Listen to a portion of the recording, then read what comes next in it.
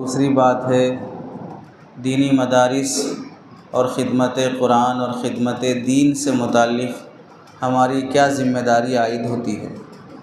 یہ دو باتیں مجھے آپ حضرات کے سامنے عرض کرنی ہیں۔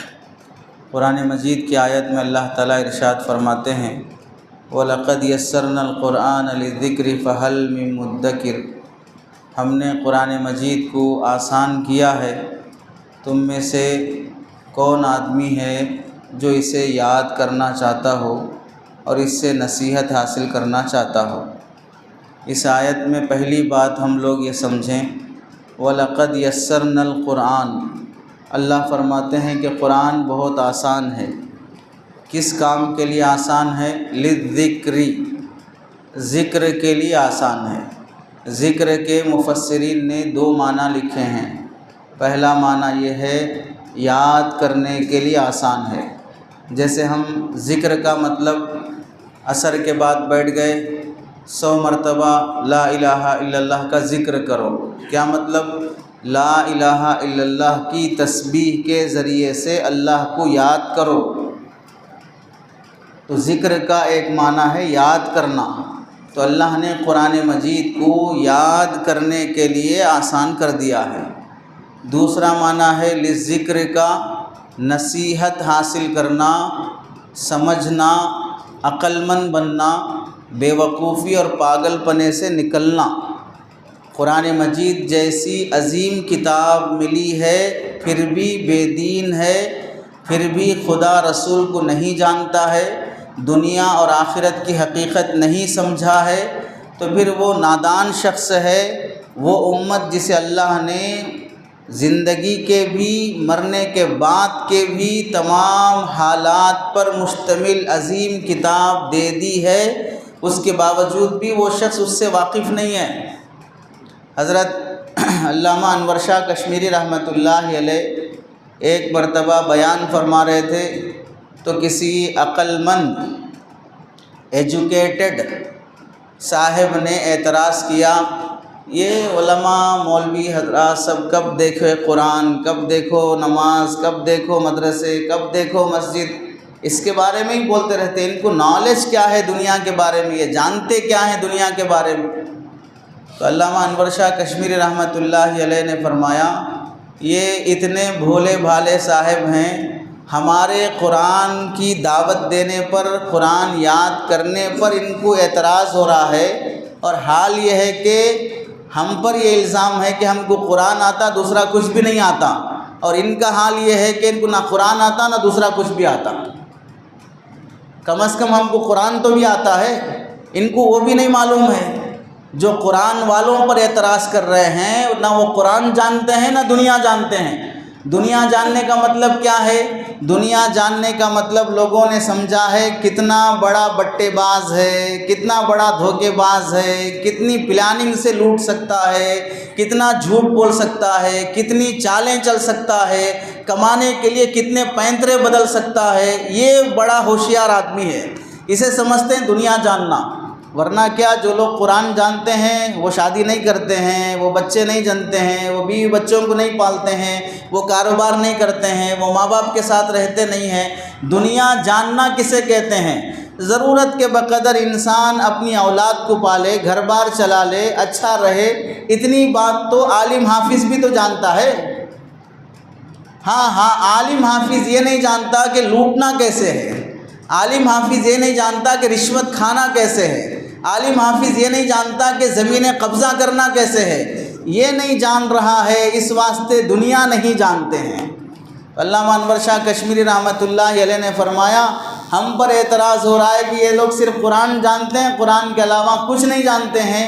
ہم یہ بولتے ہیں اعتراض وہ کر رہا ہے جو نہ قرآن جانتا نہ کچھ جانتا ہے۔ غلط باتوں کے جاننے کو جاننا نہیں کہتے ہیں، بری باتوں کے جاننے کو جاننا نہیں کہتے ہیں، کچھ اچھا جانتے ہو تو ٹھیک ہے۔ تو اللہ تعالیٰ قرآن میں فرما رہے ہیں وَلَقَدْ يَسَّرْنَا الْقُرْآنَ، قرآن مجید آسان ہے، للذکر، نصیحت حاصل کرنے کے لیے، یاد کرنے کے لیے آسان ہے۔ تبھی 5 سال کا بچہ بھی حافظ بن رہا ہے، 7 سال کا بچہ بھی حافظ بن رہا ہے، 9 سال کا بچہ بھی حافظ بن رہا ہے۔ دنیا کی کوئی کتاب ایسی نہیں ہے کہ وہ قوم اپنی آسمانی کتاب کو سہولت کے ساتھ حفظ کر سکتی ہو۔ حضرت حسن بصری رحمۃ اللہ علیہ فرماتے ہیں اس امت کی خصوصیات اور اس امت کے کمالات میں سے ایک بات یہ بھی ہے، اللہ نے دوسری امتوں کو ان کے نبیوں کی آسمانی کتابوں کو یاد کرنے کا موقع اور توفیق نہیں دی ہے۔ اس واسطے جو آسمانی کتاب نازل ہوتی صرف نبی اس کتاب کا حافظ ہوتا، نبی کے علاوہ کوئی اس کتاب کو یاد کرنے کی طاقت نہیں رکھتا۔ اسی واسطے آج دیکھ لیجئے بائبل کا حافظ نہیں ملے گا، گیتا کا حافظ نہیں ملے گا، رامائن مہا بھارت کا حافظ نہیں ملے گا، یجروید اتھروید رگوید کا حافظ نہیں ملے گا، کسی آسمانی کتاب کا حافظ نہیں ملے گا۔ صرف اور صرف قرآن مجید ایسی کتاب ہے اللہ نے جو اس امت کو دی ہے، اس کا بچہ بچہ حافظ قرآن ملے گا۔ اس آیت سے دوسری بات یہ معلوم ہوئی، اللہ نے جو آسان کیا ہے نصیحت حاصل کرنے کے لیے، یہاں اللہ نے یہ نہیں فرمایا مسئلے مسائل نکالنے کے لیے اللہ نے آسان کیا ہے۔ وَلَقَدْ يَسَّرْنَا الْقُرْآنَ لِلْإِجْتِهَادِ فَهَلْ مِن مُجْتَهِدٍ، یہ نہیں فرمایا اللہ نے قرآن کو آسان کیا ہے مجتہد بننے کے لیے، مسئلے مسائل نکالنے کے لیے۔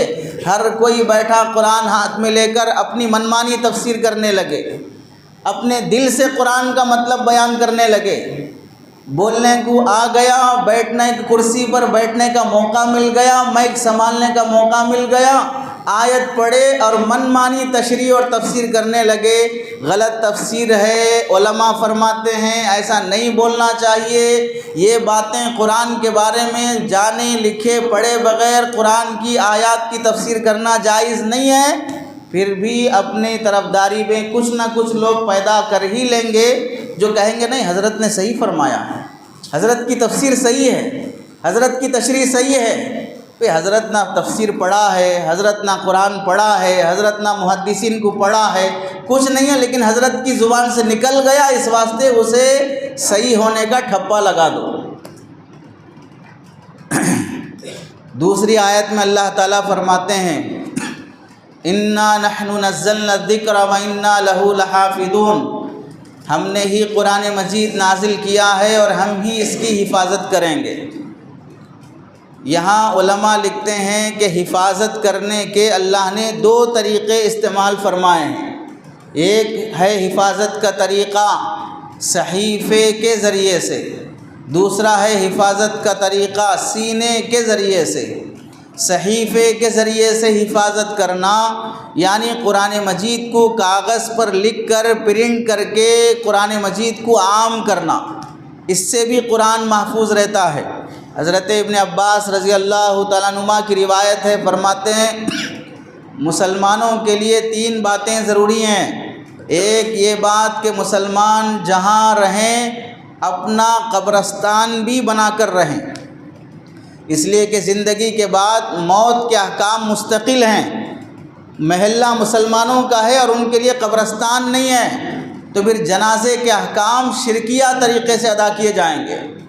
دوسرا مسلمانوں کا کوئی امیر ہونا ضروری ہے، جس کی بات سن کر جس کے فیصلے پر مان کر چلیں۔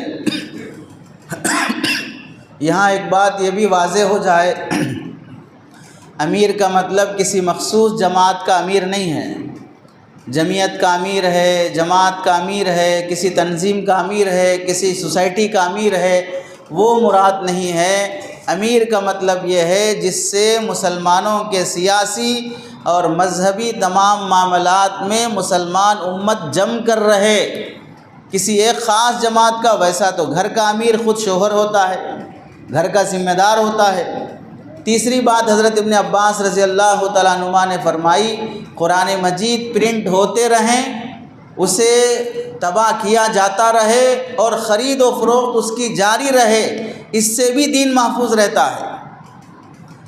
تو اللہ تعالیٰ نے حفاظت کا ایک طریقہ استعمال کیا صحیفے کے ذریعے سے، دوسرا طریقہ استعمال کیا سینے کے ذریعے سے۔ صحیفوں کے ذریعے سے قرآن کی جو حفاظت ہوتی ہے اس متعلق حدیث پاک میں اللہ کے نبی علیہ السلام فرماتے ہیں ان ھذا القرآن من بین اظہرکم یوشک ان ینزع منکم، مصنف ابن ابی شیبہ کی روایت ہے، جو قرآن تمہارے درمیان میں کاغذ کی شکل میں موجود ہے، قریب ہے کہ یہ قیامت سے پہلے اٹھا لیا جائے، لیکن جو قرآن سینے میں موجود ہے وہ قرآن کبھی ختم نہیں ہوگا، موت پر بھی ساتھ دے گا، قبر میں بھی ساتھ دے گا، جنت میں بھی ساتھ دے گا۔ صحیفے والا قرآن ختم ہو سکتا ہے، سینے والا قرآن کبھی ختم نہیں ہو سکتا۔ آپ کو معلوم ہوگا ملک میں جنگ آزادی کے موقع پر انگریز جب یہاں پر آیا تو اس نے دلی میں صرف 1000 مدرسے چلتے تھے، 1860 سے لے کر 1863 تک، ان 3 سال کے عرصے میں 3 لاکھ قرآن مجید جلائے گئے انگریز کی طرف سے۔ 3 لاکھ قرآن مجید، دلی کے 1000 مدرسے جو چل رہے تھے ان سب کو ایسے بند کیا گیا کہ دلی کے شہر میں اگر کوئی مسلمان وراثت کا مسئلہ پوچھنے کے لیے نکلتا، پورا شہر چکر لگا لے، اسے مسئلہ بتانے والا نہ ملتا۔ ٹارگٹ کر کے ان لوگوں نے ختم کرنے کی کوشش کی، اس کے باوجود آپ جانتے ہیں اللہ نے حفاظت کی ذمہ داری لی۔ انگریز کے 200 سالہ عرصے میں بھی ہندوستان میں قرآن محفوظ رہا، جانے کے بعد بھی محفوظ رہا۔ آپ جانتے ہیں ایسے ایسے دنیا کے ممالک ہیں جہاں پر کمیونسٹ پارٹی آ گئی اور انہوں نے اذان پر پابندی، نماز پر پابندی، مسجدوں پر پابندی، قرآن اگر کسی کے گھر میں مل جاتا تو اسے جیل کی سزا دے دی جاتی۔ ایسے ممالک میں بھی علماء نے قبر کھود کر گڑھے میں اپنے بچے اور استاذ کے ساتھ بیٹھ کر 4 دیواری چادر کی تان کر قبرستان میں بیٹھ کر اپنے بچوں کو حافظ قرآن بنایا، تاکہ دیکھنے والے لوگوں کو یہ پتہ چلے کہ یہ میت دفنا رہے ہیں، حالانکہ وہ استاذ اور بچے قبر میں بیٹھ کر قرآن یاد کر رہے ہیں۔ ایسا بھی دور آیا ترکی میں جہاں پر کمال اتا ترک کا زمانہ جب آیا تو اس نے آیا صوفیہ مسجد کو میوزیم میں بدل دیا، مسجدوں پہ پابندی لگی، عربی زبان ختم کر دیا گیا، حجاب پر پابندی لگی، داڑھی رکھنا جرم شمار ہوتا تھا، مدرسے اور علماء کو ختم کر دیا گیا۔ اس زمانے میں علماء نے ترکی کے ٹرینوں میں بیٹھ کر غاروں میں جا کر اپنے بچوں کو قرآن مجید کا حافظ بنایا اور قرآن مجید کا عالم بنایا۔ اللہ نے حفاظت کی ذمہ داری لی ہے سینے کے ذریعے سے، تو یہ پڑھانے والے پڑھنے والے بچوں کا سلسلہ چلتا رہے گا، اللہ اس کی حفاظت فرماتے رہیں گے۔ حفاظت میں معاون بن جانا، کھانا کھانا، کپڑے پہننا، روشنی ہونا، چراغ جلنا، چھت ملنا، بیٹھنے کے لیے چٹائی رہنا، یہ سب چیزیں قرآن مجید کی حفاظت میں معاون بننے والی چیزیں ہیں۔ اس میں جو بندہ معاون بن جاتا ہے وہ بھی قرآن مجید کے محافظ میں شمار ہو جاتا ہے، اس نے بھی گویا کہ اپنی جان لگائی، اپنا مال لگایا قرآن مجید کی حفاظت میں۔ اللہ کے نبی علیہ السلام ایک حدیث میں ارشاد فرماتے ہیں، علماء نے لکھا ہے، حضرت مولانا مفتی احمد خان پوری صاحب دامت برکاتہم فرماتے ہیں، اللہ نے اس امت پر کتنا احسان کیا، ہم ایک 10 سال کے بچے پر اتنا بھروسہ نہیں کرتے کہ ہم اسے اپنے دکان کی چابی دے دیں، ماں اتنا بھروسہ نہیں کرتی کہ اسے اپنے سونے اور زیورات سے بھری ہوئی الماری کی چابی دے دے، باپ اتنا بھروسہ نہیں کرتا کہ 10 سال کے بچے کو اپنی گاڑی کی چابی دے دے، اپنے دکان کے کاؤنٹر کی چابی دے دے۔ کیوں؟ اسے معلوم ہے 10 سال کا بچہ حفاظت نہیں کر سکتا، لیکن اسی 10 سال کے بچے پر جس کو نہ باپ کو بھروسہ ہے نہ ماں کو بھروسہ ہے، گاڑی، دکان، الماری کی چابی نہیں دیتے ہیں، اسی 10 سال کے بچے کو اللہ تعالیٰ اپنا پورا قرآن دے دیتے ہیں، اسی 10 سال کے بچے کو اللہ اپنا پورا قرآن دے دیتے ہیں۔ کتنا اللہ نے بچوں کو قابل بنایا قرآن کی حفاظت کا۔ اس بچپنے میں آپ نے دیکھا 4 دن پہلے پڑوس ملک میں ایک بچہ 40 دن میں قرآن مجید کا حافظ بنا، ویڈیو وائرل ہوا، حضرت مولانا طارق جمیل صاحب دامت برکاتہم نے اس کا ختم قرآن کرایا، 40 دن میں بچہ قرآن مجید کا حافظ بن گیا۔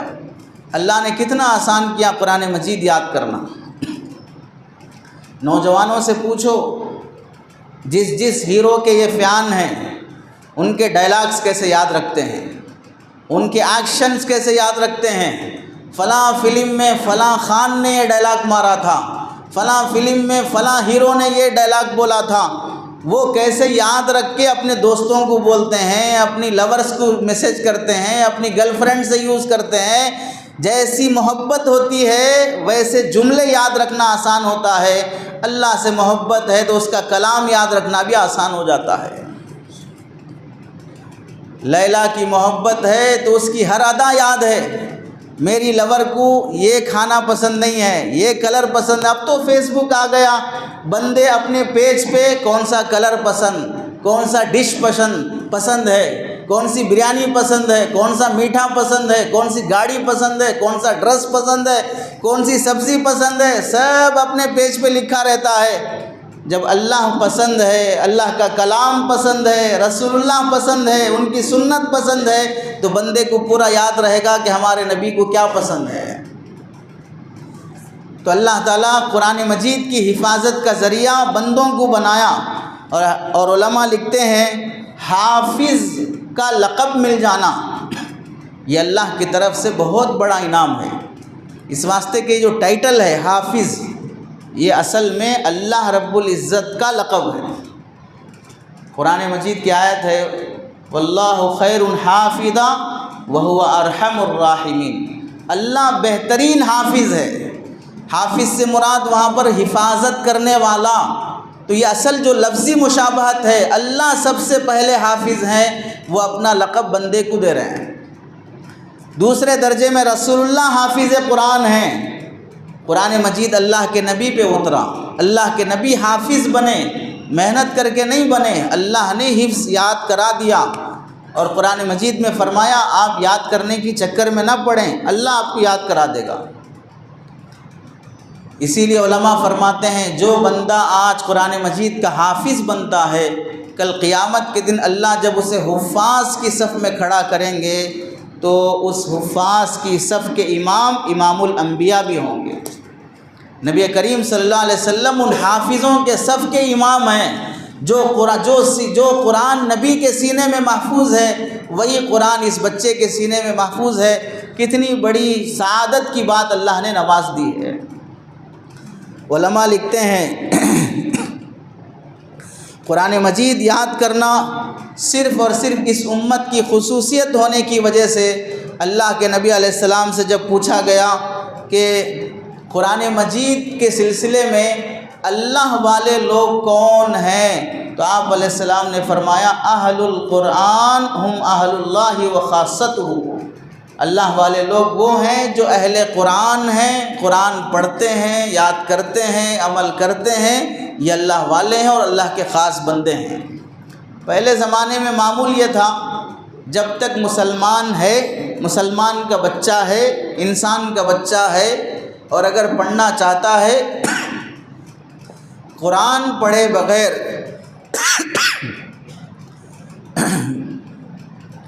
کوئی اور کتاب فقہ ہو، حدیث ہو، کوئی اور فن پڑھایا ہی نہیں جاتا تھا۔ امام نووی رحمۃ اللہ علیہ فرماتے ہیں کان السلف يعلمون للحدیث والفقہ الا لمن يحفظ القرآن، علماء سلف اسی بندے کو فقہ پڑھاتے تھے، اسی بندے کو حدیث پڑھاتے تھے جو پہلے قرآن مجید حفظ کر کے آتا تھا۔ چنانچہ آپ دیکھیں ولید بن مسلم رحمۃ اللہ علیہ بڑے محدث گزرے ہیں، وہ حدیث پڑھنے کے لیے امام اوزاعی رحمۃ اللہ علیہ کے پاس آئے۔ امام اوزاعی رحمۃ اللہ علیہ نے پوچھا حافظ قرآن ہو؟ تو انہوں نے کہا نہیں، حافظ نہیں بنا ہوں۔ تو امام اوزاعی نے ان کو کہا کہ پہلے حافظ بن کے آؤ۔ جب یہ گئے 2 مہینے 3 مہینے میں قرآن مجید حفظ کر کے آئے۔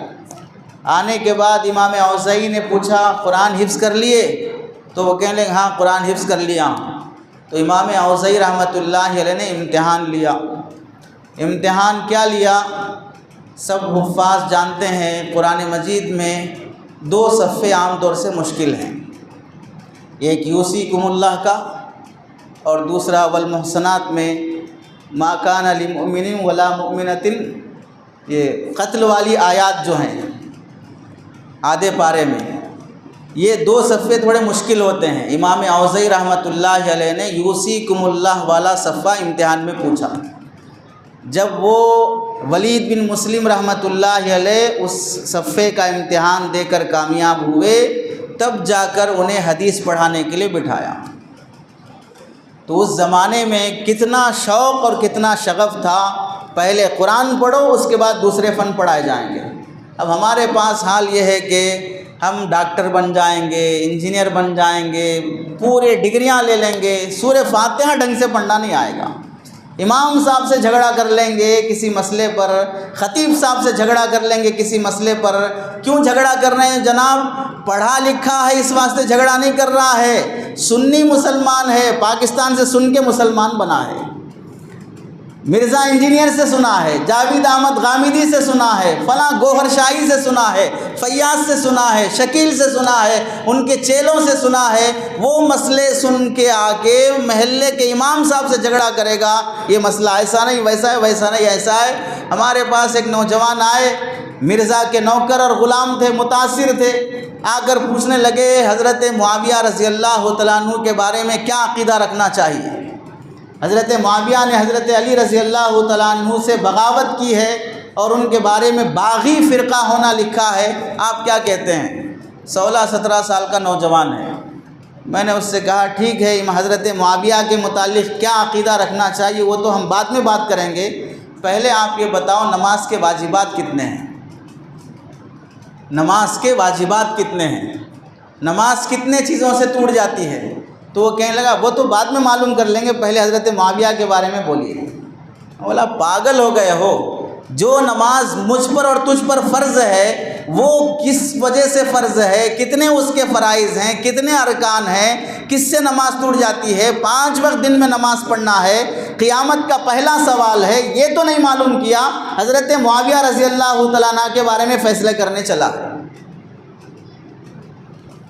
جتنے داڑھی ٹوپی کرتے پائجامے پگڑیاں پہن کر غیر عالم لوگ کرسیوں پہ بیٹھ کے بیان کر رہے ہیں، شوق سے سن لیں، جتنا من کرے ان کو سن لیں. نتیجہ یہی ہوگا کہ صحابہ سے نفرت کرنے والے بنیں گے، غیر علماء کے بیانات سننے کے عادی ہو جائیں گے. نتیجہ یہی ہوگا کہ شیعہ بن کے مریں گے، نتیجہ یہی ہوگا کہ منافق حتیٰ کہ کافر ہو کے مریں گے، صحابہ کے دشمن بن کے مریں گے، جو غیر علماء کے بیانات کو سن کر ان کے فالوورز اور فیان بنتے ہیں. آپ بتائیں نبی کا دعویٰ کرنا زیادہ بڑا گناہ ہے یا خدا کا دعویٰ کرنا بڑا گناہ ہے؟ ایک آدمی نبی ہونے کا دعویٰ کیا، یہ بڑا گناہ ہے. ایک آدمی خدا ہونے کا دعویٰ کیا، یہ بڑا گناہ ہے. کون سا بڑا گناہ ہوگا؟ ہم سمجھتے ہیں خدا ہونے کا دعویٰ کرنا بڑا گناہ ہے. خدا ہونے کا دعویٰ کرنا بڑا گناہ نہیں ہے، نبی ہونے کا دعویٰ کرنا بڑا گناہ ہے. علامہ انور شاہ کشمیری رحمۃ اللہ علیہ، حضرت عطا اللہ شاہ بخاری رحمۃ اللہ علیہ فرماتے ہیں خدائی کا دعویٰ کرنا بڑا گناہ نہیں ہے، نبی کے ہونے کا دعویٰ کرنا بڑا گناہ ہے. اس واسطے کہ خدا ہونے کا دعویٰ کرے گا تو بھی پبلک کہے گی کھانا کھاتے اور کھاتے، واش روم کو جا کے ان لوڈنگ کر کے آتے، ہاں وہ بھی کرتے. خدا کبھی بھی ان لوڈنگ نہیں کرتا، خدا کبھی بھی نہیں کھاتا، خدا کبھی بھی نہیں سوتا. جو خدائی کا دعویٰ کرے گا لات ماریں گے تو اور میں دونوں ایک جیسے ہیں، تیری ناک میری ناک، تیرے ہاتھ میرے ہاتھ، تیرا پیر میرے پیر، سب ایک جیسے ہیں، تو خدا میں بندہ، یہ کیسے ہو گیا؟ لیکن نبی ہونے کا دعویٰ کرے گا تو لوگ کنفیوز ہو سکتے ہیں، اس واسطے کہ نبی بھی انسانی ہوتا ہے، نبی بھی انسانی ہوتا ہے، نبی بھی ہمارے جیسا ہوتا ہے. اس کے باوجود بھی آپ کو افسوس کرنا چاہیے، ہمارے ملک میں ایسے لوگ ہیں کہ ایک انسان نے خدا ہونے کا دعویٰ کیا تو مسلمان اسے خدا مان رہے ہیں. خدا مان رہے ہیں لوگ، انسان کو خدا مان رہے ہیں، تو آپ تعجب کیجئے کہ بے وقوفی اور حماقت کی انتہا کیا ہے۔ تو غیر علماء کو اگر سنا جائے گا تو سوائے نفرت کے، سوائے صحابہ پر ڈاؤٹ، فلاں صحابی نے کیوں کیا، فلاں رسول نے ایسا کیوں کیا، فلاں واقعہ کیوں پیش آیا، یہ جنگ صحابہ میں کیوں ہوئی، یہ لڑائی صحابہ میں کیوں ہوئی، ارے جن کا جو ہونا تھا وہ ہو چکا، وہ سب بخشے بخشائے، اللہ ان سے راضی ہو گئے۔ ہم جہاں پر بیٹھے ہیں، ہم شریف مسلمان نمازی بن جائیں، ان کے جھگڑوں کے بارے میں ہم سے سوال نہیں ہوگا۔ اسی واسطے علماء فرماتے ہیں کہ اللہ تعالیٰ نے پچھلے نبیوں میں سے سوائے انبیاء کے کسی کو اپنے آسمانی کتاب کا حافظ نہیں بنایا، حضرت عزیر علیہ السلام کے علاوہ۔ تورات کے حافظ حضرت موسیٰ علیہ السلام تھے، چونکہ حضرت موسیٰ علیہ السلام کو تورات دی گئی۔ اس کے بعد دو لوگ تورات کے حافظ تھے، ایک یوشع بن نون اور دوسرے حضرت عزیر علیہ السلام۔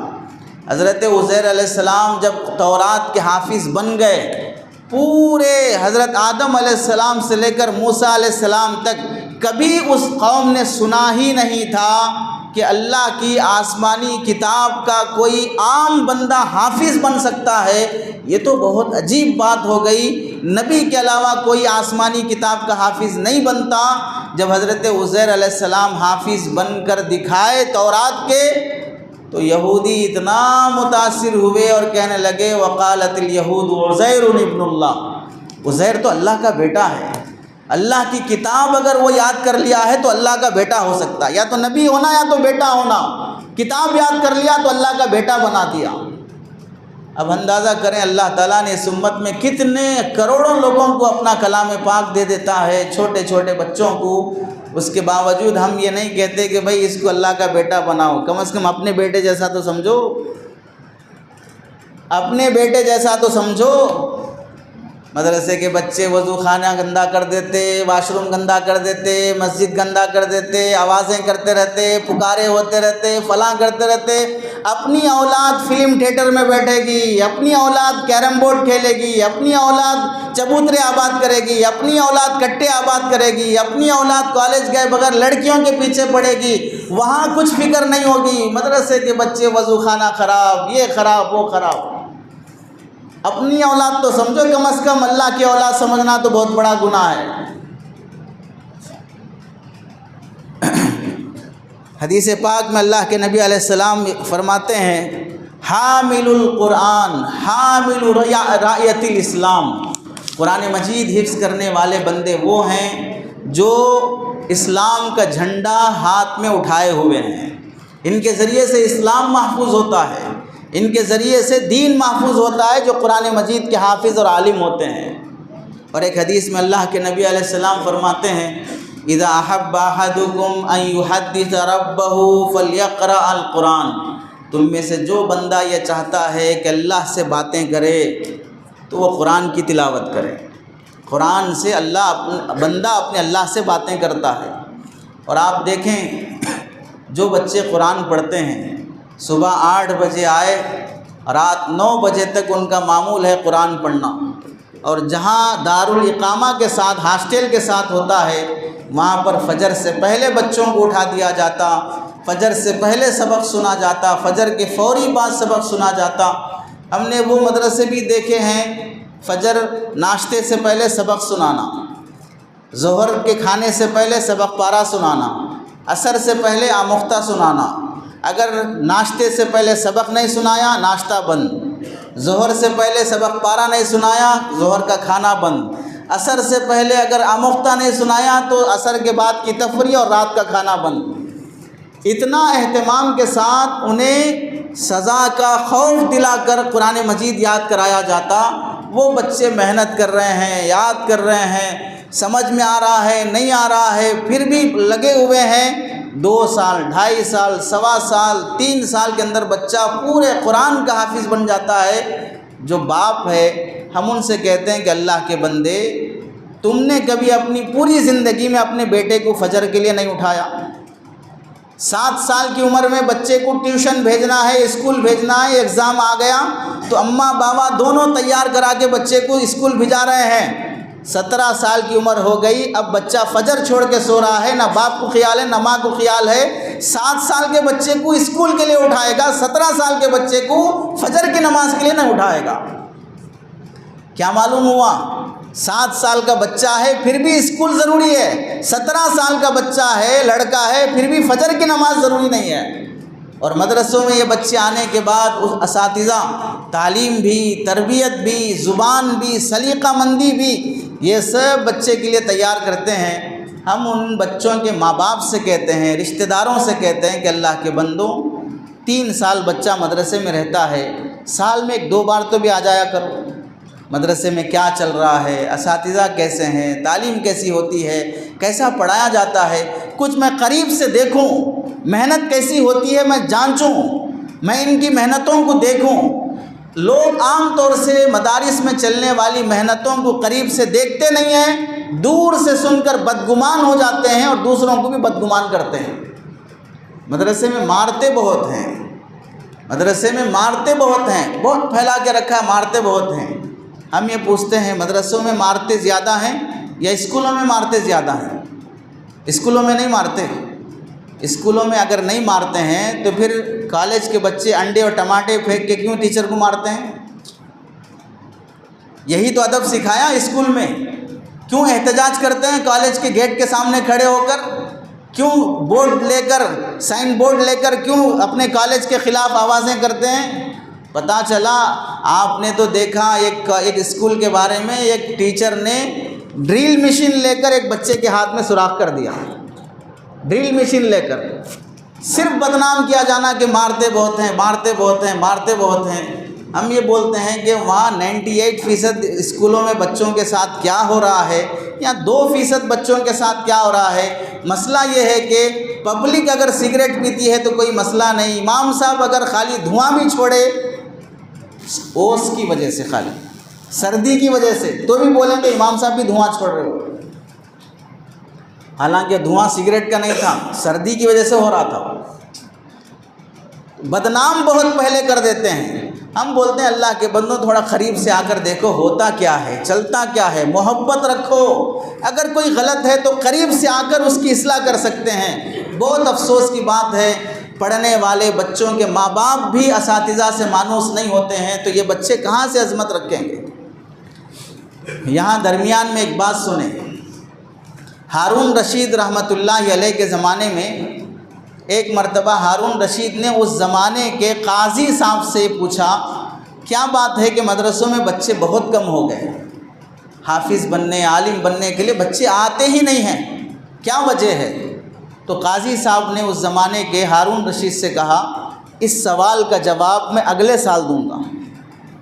تو ہارون رشید نے کہا، اتنا چھوٹا سوال ہے، اس کے واسطے اگلے سال تک کا ٹائم ہونا۔ تو قاضی صاحب بولے، ہاں اگلے سال جواب دیتا ہوں۔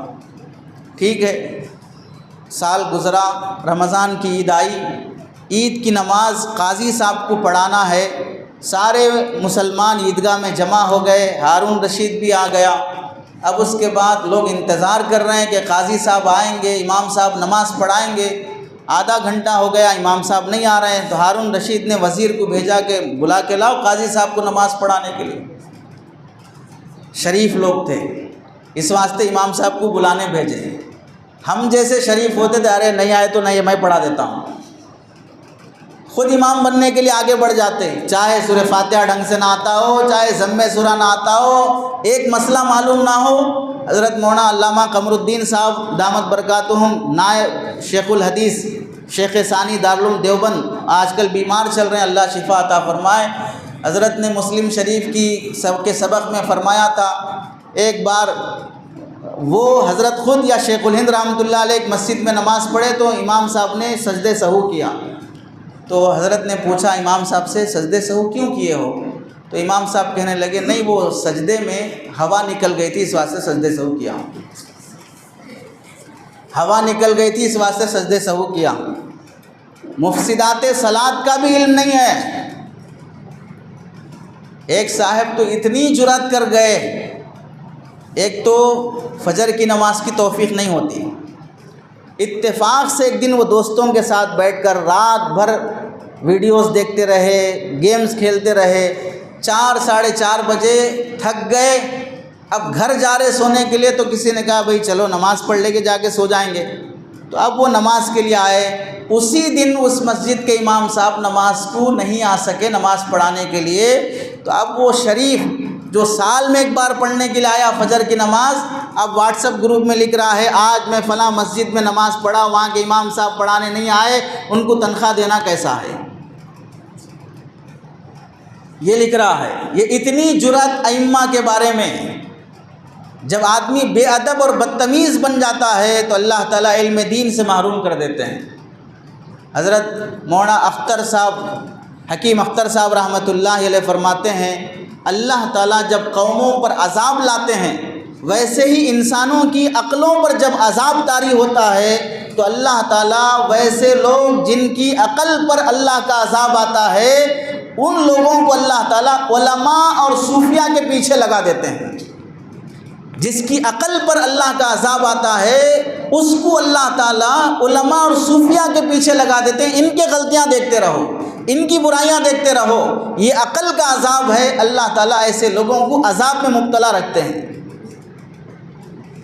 تو قاضی صاحب نے کہا اگلے سال میں جواب دوں گا۔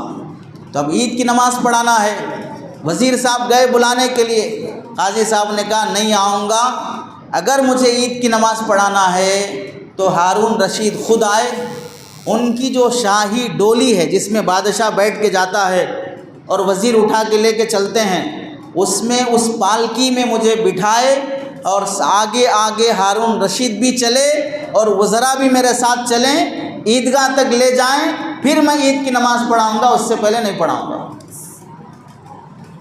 تو ہارون رشید آئے، پالکی لائے، قاضی صاحب کو بٹھائے، نوکر اٹھا لیے اور امیر المومنین ہارون رشید آگے آگے چلنے لگے اور اوپر قاضی صاحب بیٹھ کر آ رہے ہیں، آ کر عیدگاہ میں عید کی نماز پڑھائے، دعا ہوئی، اس کے بعد چلے گئے۔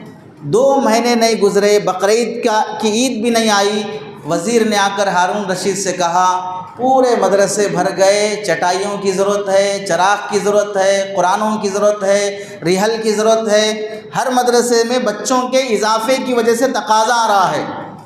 تو قاضی صاحب کو بلائے ہارون رشید، نہیں سمجھا میں حکمت آپ کیا بول رہے ہیں کہ بچے پہلے 2 مہینے پہلے نہیں تھے رمضان سے پہلے، اب رمضان کی عید کے بعد اتنے بچے مدرسے میں آ گئے۔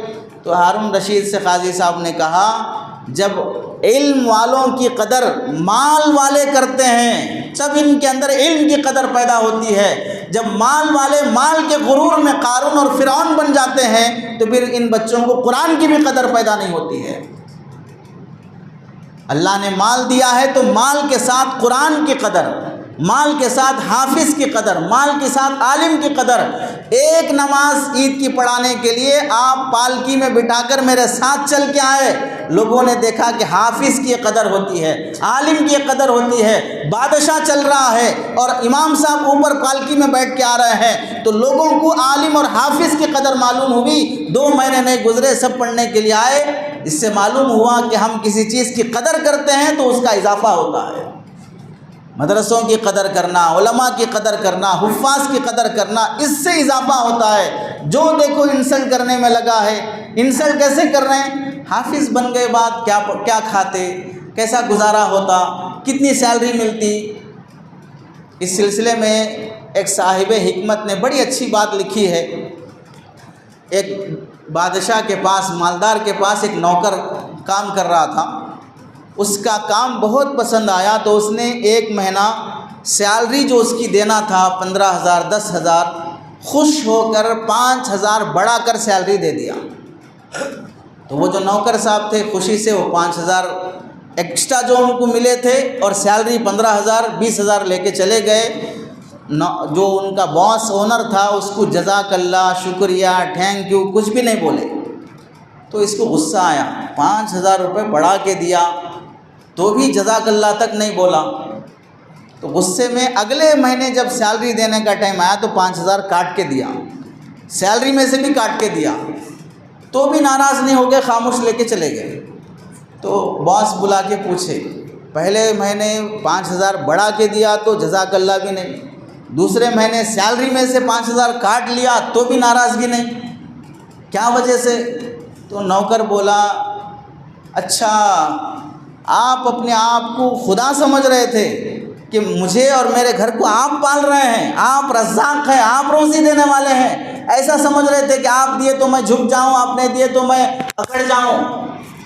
میرا آپ سے تعلق باس اور نوکر کا ہے، بس خدا اور بندے کا نہیں ہے۔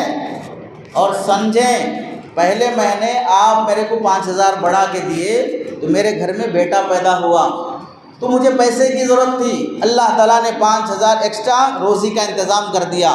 اس مہینے میرے گھر میں والدہ کا انتقال ہو گیا تو ان کا خرچہ کم ہو گیا تو آپ 5,000 سیلری کاٹ لیے، تو میں سمجھا جب ضرورت تھی تو اللہ دے دیا، اب ضرورت نہیں تو اللہ کاٹ لیا۔ اور ہم سمجھتے ہیں کہ ہم پال رہے ہیں، ہم دے رہے ہیں۔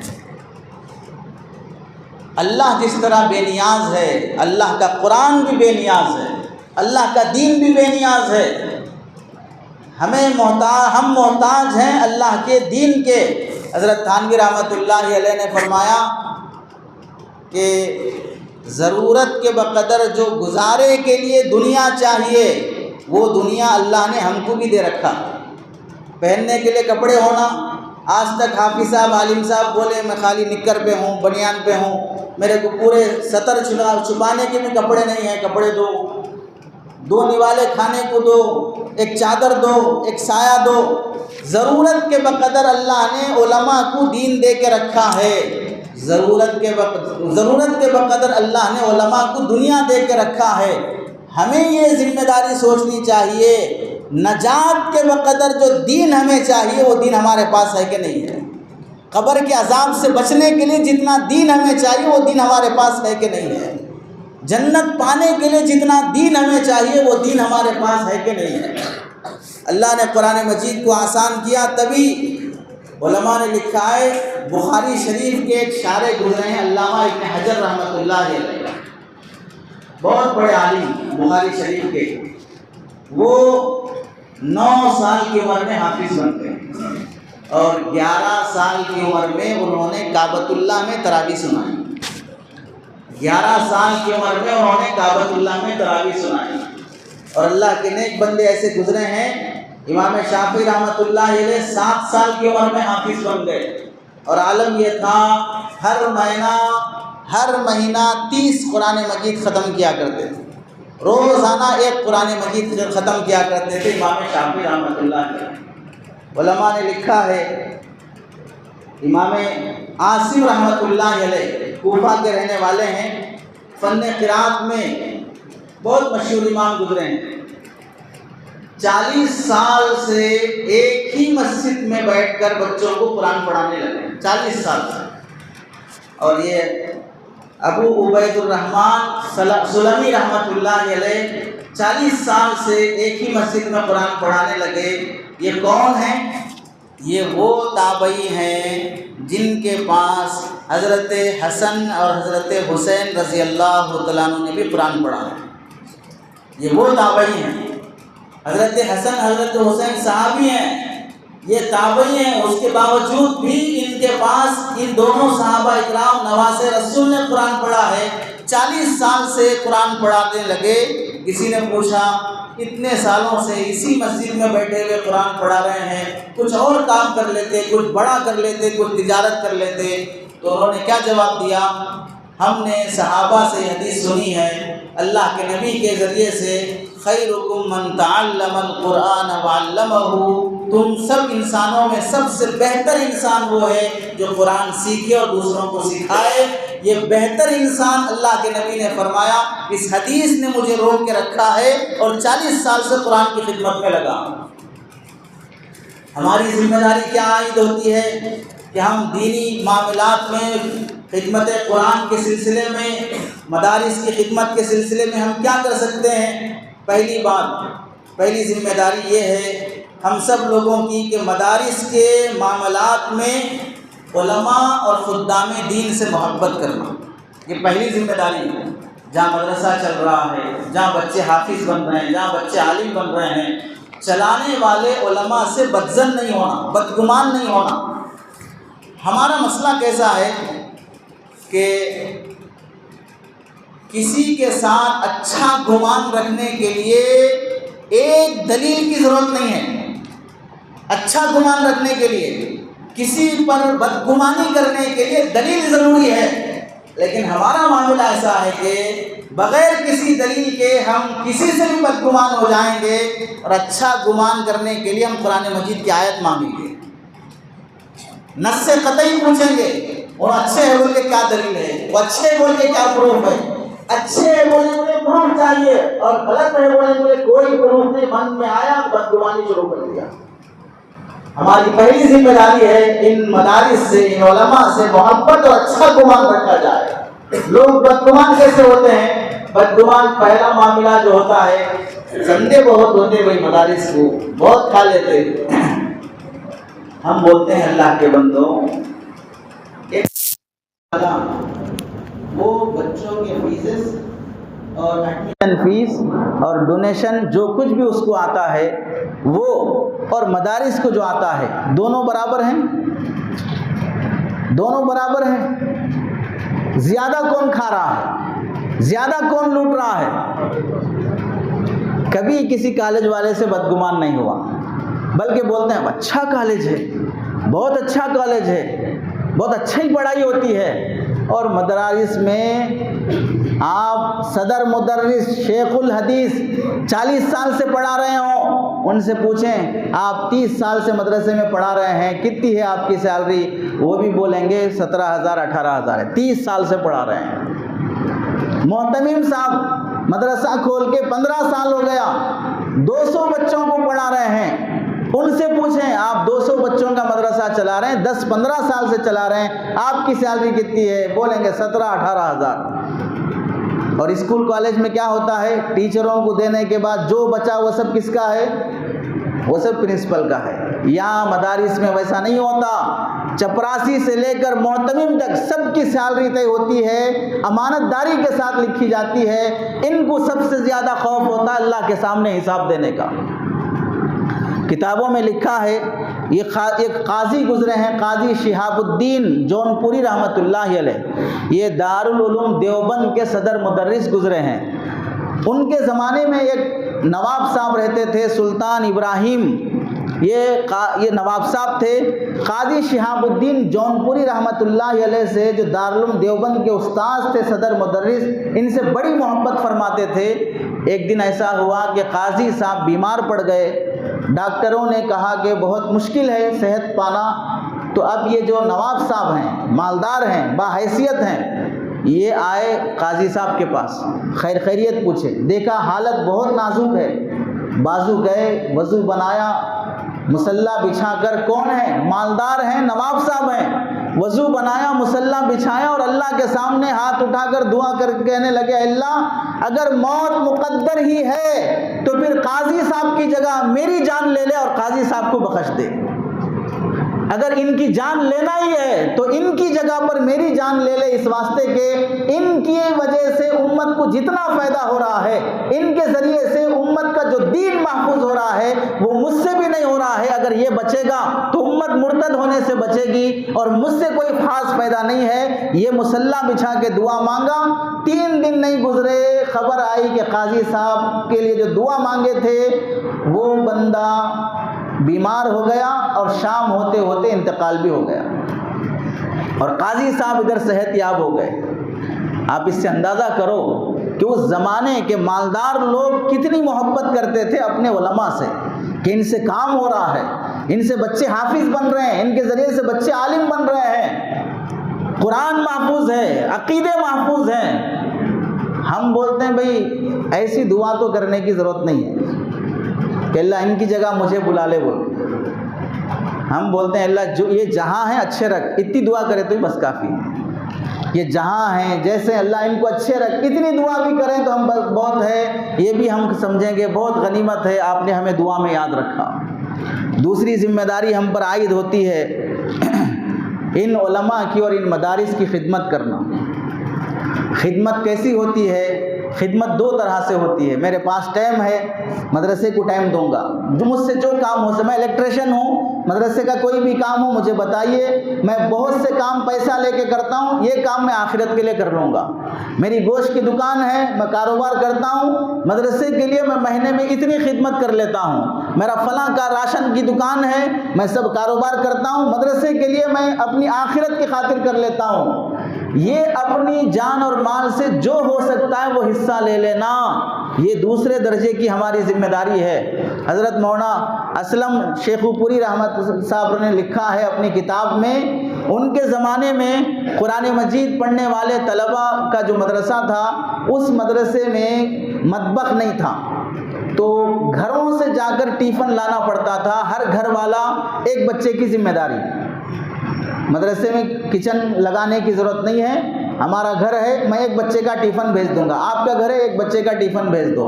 آپ کو معلوم ہونا چاہیے تمل ناڈو میں ایک مدرسہ تقریباً 70-80 سال سے چلتا ہے، 4.5 ایروڈ میں 70-80 سال سے 450 بچے پڑھتے ہیں، آج تک اس میں کوئی کچن نہیں ہے۔ 450 بچوں کا کھانا گاؤں والے تقسیم کر لیے ہیں کہ ہمارے گھر سے ٹیفن آ جائے گا۔ آپ بتائیں کتنا لگاؤ ہے انہیں، کتنی محبت ہے مدارس سے۔ ہم ان میں سے بننے والے ہو جائیں جہاں پر اللہ کے ان نیک بندوں سے محبت کرتے ہیں۔ اسلم شیخو پوری رحمۃ اللہ علیہ لکھتے ہیں کہ ویسے ہی ان کے مدرسے کا ایک آدمی بچوں کے ٹیفن گھروں سے لانے کی ذمہ داری تھی۔ بچے تو بچے ہوتے ہیں، مذاق میں وہ جو بیل گاڑی ہوتی ہے، کبھی کبھار وہ بیل نہیں ہوتا تو یہ صاحب ٹیفن رکھ لے کے خود وہ گاڑی کھینچ لے کے آتے ہیں۔ تو بچے جب دیکھے کہ وہ بیل کی جگہ پر انہوں گاڑی کھینچ لے کے آ رہے ہیں تو بچے ان کو بیل بولنا شروع کر دیے۔ جو ٹیفن لا کے دے رہا ہے وہ ٹیفن لا کے دینے والے صاحب کو بچے بیل بولنا شروع کر دے، ہمارا بیل آ رہا۔ تو ان کو تکلیف ہوئی، میں ان کی خدمت کر رہا ہوں، یہ میرے کو بیل بول رہے ہیں۔ ایک دن ناراض ہو کے نہیں آئے مدرسہ، میں خدمت ہی نہیں کروں گا۔ 3 دن نہیں گزرے، تیسرے دن یہ صاحب خود کہتے ہیں، حضرت اسلم شیخ پوری رحمۃ اللہ علیہ کے پاس آ کر کہتے ہیں کہ میں نے خواب دیکھا، قیامت قائم ہے، حشر کا میدان برپا ہے، پلسرات سے گزر رہے ہیں، میں نے ان بچوں کو دیکھا کہ یہ بھی پلسرات پار کر رہے ہیں، میرے گزرنے کی جب باری آئی تو آگ بھڑکنے لگی، یہ معصوم بچے کہنے لگے ارے ہمارا بیل تو پیچھے رہ گیا، واپس آؤ ہم اس کو لے کے چلتے ہیں۔ اتنے میں میری نیند بیدار ہو گئی، میں بھاگا ہوا فجر کی نماز کو مدرسے میں پہنچا اور میں نے توبہ کر لیا کہ آج کے بعد سے مرنے تک کبھی مدرسے کی خدمت نہیں چھوڑوں گا۔ یہ میری نجات کا ذریعہ ہے، یہ میری آخرت کا ذریعہ ہے۔ میں مال خرچ نہیں کر سکتا تو اپنی محنت 2-4 گھنٹے کی محنت سے ان بچوں کی خدمت کر سکتا ہوں۔ آپ کو معلوم ہوگا ہندوستان میں ایک بادشاہ گزرا ہے محمود غزنوی رحمۃ اللہ علیہ، جنہیں اسکول اور کالجوں میں بہت بدنام کیا جاتا ہے۔ محمود غزنوی رحمۃ اللہ علیہ بیٹے ہیں ناصر الدین سبکتگین کے، وہ بھی بادشاہ گزرے ہیں۔ تاریخ فرشتہ 2 جلدوں میں ایک کتاب ہے، اس میں یہ واقعہ لکھا ہوا ہے۔ محمود غزنوی رحمۃ اللہ علیہ کے بارے میں لوگوں نے مشہور کر کے رکھا تھا 3 باتیں۔ محمود غزنوی کو 3 باتیں معلوم کرنا تھا۔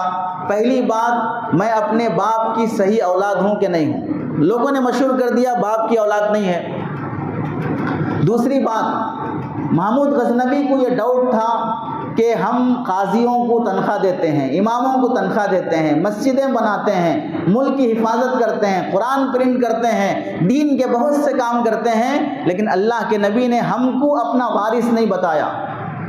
ان علماء کو اللہ کے نبی نے اپنا وارث بتایا۔ یہ بہت بڑا مقام ہے وارث بننا۔ ایک نوجوان میرے پاس آئے بزنس کے مسئلے پر کہ یہ جائز ہے کہ ناجائز ہے، تو ہم نے کہا دلائل کی روشنی میں کہ بھائی یہ ناجائز ہے۔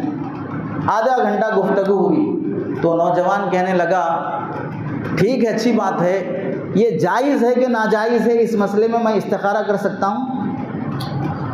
جائز ہے کہ ناجائز ہے اس مسئلے میں استخارہ کر سکتا ہوں؟ تو میں نے کہا آپ استخارہ کر لیں، استخارے کے بعد اگر سرکار دو عالم صلی اللہ علیہ وسلم خواب میں تشریف لا کر یہ فرمائیں کہ جائز ہے تو بھی صبح ہونے کے بعد میں کہوں گا کہ ناجائز ہے، اس لیے کہ سرکار دو عالم صلی اللہ علیہ وسلم نے اپنے وارث بنا دیے۔ کہ علماء اب اس دین کے وارث ہیں، انہوں نے حدیثوں کی روشنی میں جو جائز کہا، جو ناجائز کہا، اس کا اعتبار ہوگا، آپ کے میرے خواب کا اعتبار نہیں ہوگا۔ یہ تو ایسے ہی ہوا کہ حضرت قاری طیب صاحب رحمۃ اللہ علیہ کے زمانے میں ایک صاحب پیدا ہوئے اور کہنے لگے میں صحابی ہوں۔ تو ان سے پوچھے بھائی کیسے صحابی ہو؟ تو میں نے خواب میں نبی کو دیکھا ہے، میں نے خواب میں نبی کو دیکھا، اس واسطے میں صحابی ہوں، اس واسطے آپ لوگ میرا احترام کرو۔ حضرت قاری طیب صاحب نے فرمایا تم نے نبی کو کہاں دیکھا؟ میں نے خواب میں دیکھا۔ تو حضرت قاری طیب صاحب نے فرمایا خواب میں ملو تب صحابی بولوں گا، ریئل میں ملو گے تو صحابی نہیں بولوں گا، جہاں دیکھے وہ نبی کو وہاں ملو وہاں صحابی مانوں گا، ریئل لائف میں نہیں مانوں گا۔ لوگ استخارے سے حلال حرام کا طے کرنے چلے ہیں۔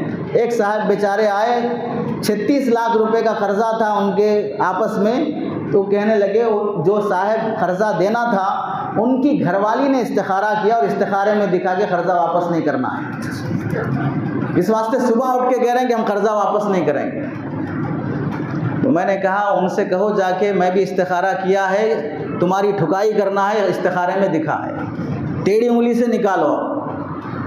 حلال حرام یہ علماء طے کریں گے، حلال حرام قرآن حدیث کی روشنی میں طے کیا جائے گا۔ لوگ استخاروں کی بنیاد پر گھر برباد کرنے چلے ہیں۔ تو اس زمانے میں محمود غزنوی رحمۃ اللہ علیہ کو دوسرا جو ڈاؤٹ تھا کہ انبیاء کے وارث کیا یہ علماء ہیں؟ ہم نہیں ہو سکتے جو مالدار ہیں، بادشاہ ہیں۔ اور تیسرا یہ تھا کہ اللہ میرے مرنے کے بعد میری مغفرت کرے گا کہ نہیں کرے گا۔ یہ 3 ڈاؤٹ تھے۔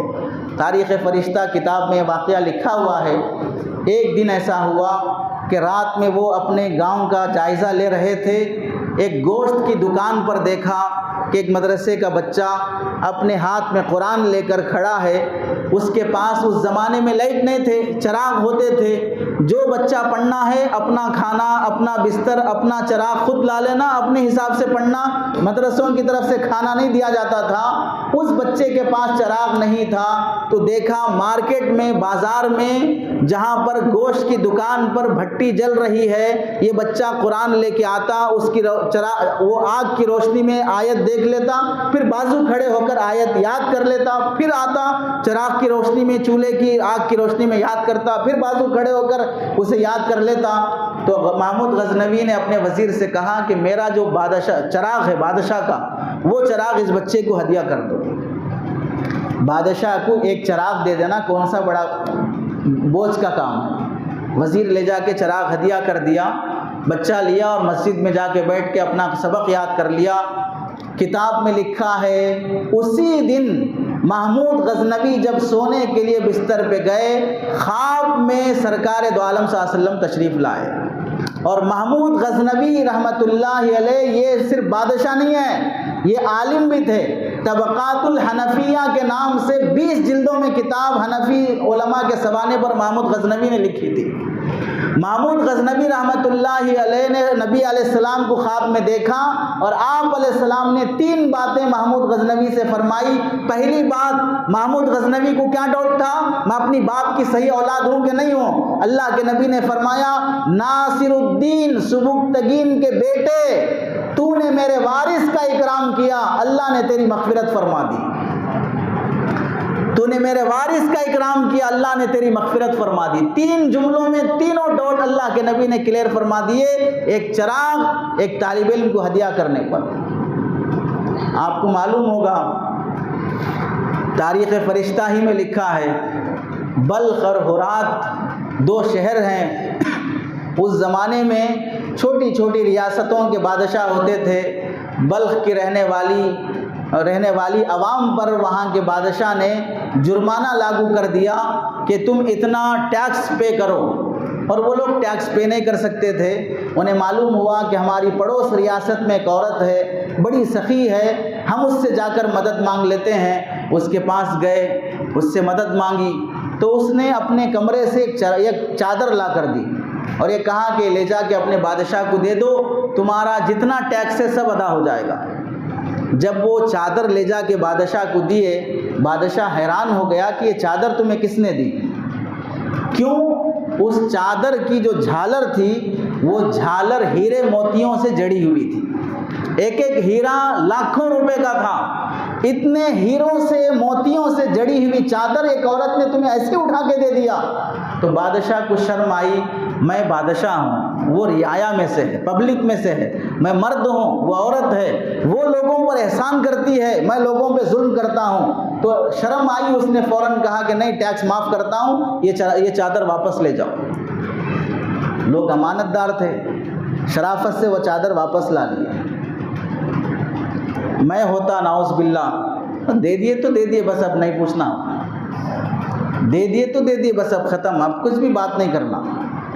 واپس لائے اور لا کر اس خاتون کو وہ چادر واپس کیا اور کہا کہ تمہارا شکریہ، اس چادر کی برکت سے ٹیکس معاف ہو گیا۔ اب عورت کہنے لگی یہ چادر میں واپس نہیں لوں گی، لے جاؤ اسے۔ اب وہ حیران ہو گئے کہ بھئی کیوں واپس نہیں لے رہی ہو؟ تو عورت کیا کہہ رہی ہے؟ دیکھیں اس زمانے کی مالدار عورتوں کے بھی کیسی حیا اور پاک دامنی رہتی تھی۔ وہ عورت کہنے لگی میں شاہی خاندان کی عورت ہوں، یہ چادر خواتین اور گھر کی عورتوں نے مل کے بنایا، اس چادر پر آج تک کسی غیر محرم کی نگاہ بھی نہیں پڑی تھی، آج اس چادر پر تمہاری اور تمہارے بادشاہ کی نگاہ پڑی اور تمہارے ہاتھ لگے۔ اب میری حیا اور غیرت گوارا نہیں کرتی کہ جس چادر پر کسی غیر محرم کی نگاہ پڑی ہو وہ چادر میں استعمال کروں۔ کیسی حیا کا عالم تھا۔ ایک عالم نے لکھا ہے مسلمانوں کے بازاروں میں کپڑوں کی دکانوں پر لٹکنے والے کپڑے بتا دیتے ہیں کہ یہ بازار کے مسلمان کتنے حیا اور کتنے بے حیا ہیں۔ کپڑوں کی دکانوں پہ دیکھو کیسے کیسے کٹ پیس لٹکتے رہتے ہیں، اندر پہننے والے کپڑے بھی شوکیس میں لٹکا کے رکھتے ہیں، عورتوں کے استر کپڑے بھی شوکیس میں لٹکا کے رکھتے ہیں۔ بازار کے کپڑے بتا دیتے ہیں کہ یہاں کی عورتیں، یہاں کے مرد کتنے باحیا اور کتنے بے حیا ہیں۔ حضرت تھانوی رحمۃ اللہ علیہ نے لکھا ہے اور احسن الفتاوی میں موجود ہے، عورت کنگھی کرنے کے بعد جو کنگھی کو بال نکلتے ہیں، کنگھی کو جو لگ کر نکلتے ہیں، ان بالوں کا بھی پردہ ہے۔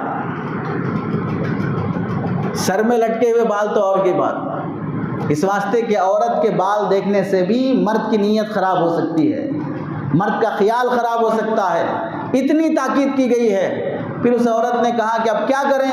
تو کہا یہ چادر لے جاؤ، اسے بیچو، اس سے جو پیسے آتے ہیں اس پیسے سے مسجدیں بناؤ۔ تاریخ میں لکھا ہے اس چادر کے ہیرے موتی نکال کر جب بیچے گئے اور اس سے جب مسجدیں بنائی گئی تو 400 مسجدیں بنائی گئی۔ آپ اندازہ کریں کتنی سخاوت والی بھی ہے اور کتنی حیا والی بھی ہے۔ مدارس اور مساجد کی تعمیر میں حصہ لینا، مساجد اور مدارس کے تعاون میں حصہ لینا، کتنے پیسے شادیوں میں نہیں لگ جاتے ہیں، کتنے پیسے کورٹ کچہریوں میں نہیں لگ جاتے ہیں، کتنے پیسے ناجائز رسومات میں نہیں لگ جاتے ہیں، کتنے پیسے اپنی اولاد کی خواہشات پر نہیں لگ جاتے ہیں، کتنے پیسے اوٹی گھومنے، ممبئی گھومنے، دلی گھومنے، حیدرآباد گھومنے، کتنے پیسے سیر و تفریح میں نہیں لگ جاتے ہیں۔ اگر میں اپنی آخرت کی خاطر کچھ رقم اپنی آخرت کی خاطر مسجد میں لگا لیا، مدرسے میں لگا لیا، کسی خیر کے کام میں لگا لیا تو یہ میں کسی پر احسان نہیں کر رہا ہوں۔ حضرت تھانوی فرماتے ہیں دے کر شکریہ ادا کرو کہ آپ نے قبول کیا، ہمارا پیسہ صحیح جگہ لگا۔ اگر آپ قبول نہیں کرتے تو پتہ نہیں ہم کتنی غلط جگہوں پہ پیسے لگا چکے ہیں۔ اس لیے ہماری دوسری ذمہ داری ہوتی ہے ان مدارس کی، ان مساجد کی خدمت اور تعاون میں حصہ لینا۔ صاف صاف مسئلہ ہے، ہم دیکھ رہے ہیں کہ بھئی شہر کا عالم ہے، شہر کے علماء ہیں، بڑوں کے اور اکابر کے مشورے سے چلتے ہیں اور معاملات کی صفائی ہے، بچوں کی تعلیم بھی معیاری ہے اور بچے حفظ اور عالمیت بہترین طریقے سے کر رہے ہیں، بااعتماد لوگوں کا اعتماد حاصل ہے، تو ہمیں بدگمان ہونے کے بجائے حضرت انعام الحسن صاحب، حضرت جی انعام الحسن صاحب رحمۃ اللہ علیہ فرمایا کرتے تھے سخی ہمارے نزدیک وہ ہے جو دے دے یا دلا دے یا دینے والے کا پتہ بتا دے، دے دے یا دلا دے یا دینے والے کا پتہ بتا دے، ہم اسے بھی سخی کہتے ہیں۔ ہم ایسے نہیں بننا چاہیے کہ ہم تو دے نہیں سکتے، خدمت کر نہیں سکتے، اگر کوئی خدمت کر رہا ہو تو دیکھ بھی نہیں سکتے کتنا آ رہا ہے، کتنا آ رہا ہے۔ بعض مرتبہ ایسا ہوتا ہے کہ شب برات میں، شب قدر میں جو حافظ صاحب رہتے ہیں انہیں مسافے کے وقت بہت لفافے ملتے ہیں، ہوتا ہے، خوشی میں دیتے ہیں۔ تو بعض شریف لوگ ایسے رہتے سیٹ سے کھڑ کے وہ لفافے دیکھتے رہتے ہو، کتنے لفافے آ رہے وہ۔ ان کی مہینے بھر کی جو خدمت ہے، بیچارہ گرمی کے موسم میں 14 گھنٹے کا روزہ رکھ کر صبح سے 10 مرتبہ قرآن مجید پڑھ کر سحری صحیح نہیں کیا، افطاری صحیح نہیں کیا، بھوکا پیاسا رکھ کر 8-10 کلو تو ویسے ہی حافظ صاحب رمضان میں اتر جاتے ہیں، کم ہو جاتے ہیں۔ اتنی محنت کے بعد اگر اس کی خدمت ہو جاتی ہے تو ہمیں دعا دینے، خوش ہونے کے بجائے لفافے دیکھتے رہتے ہیں۔ ہمیں ایسے نہیں بننا چاہیے کہ ہم نہ دے سکتے ہیں اور نہ دیکھ سکتے ہیں، نہ دے سکتے ہیں اور نہ دیکھ سکتے ہیں، ایسے نہیں بننا چاہیے۔ ہمیں خدمت میں آگے بڑھنا چاہیے۔ پتہ نہیں اللہ کا کون سا فیصلے کا وقت ہو جس میں خدمت قبول ہو جائے اور نسلوں کی ہدایت کے اللہ تعالیٰ فیصلے کر دیں۔ 2 ذمہ داریاں آپ کے سامنے آئی۔ پہلی بات یہ ہے کہ جو قرآن کی خدمت یہ مدارس کر رہے ہیں، ان کی خدمت کی عظمت ہمارے دلوں میں ہو، اور دوسری ذمہ داری یہ ہے ان کی خدمت میں ہم جس طریقے سے حصہ لے سکتے ہوں اس میں حصہ لینے کی کوشش کرنا چاہیے۔ اللہ سے دعا ہے کہ اللہ تعالیٰ عمل کی توفیق نصیب فرمائے۔ آمین۔ وآخر دعوانا الحمدللہ رب العالمین۔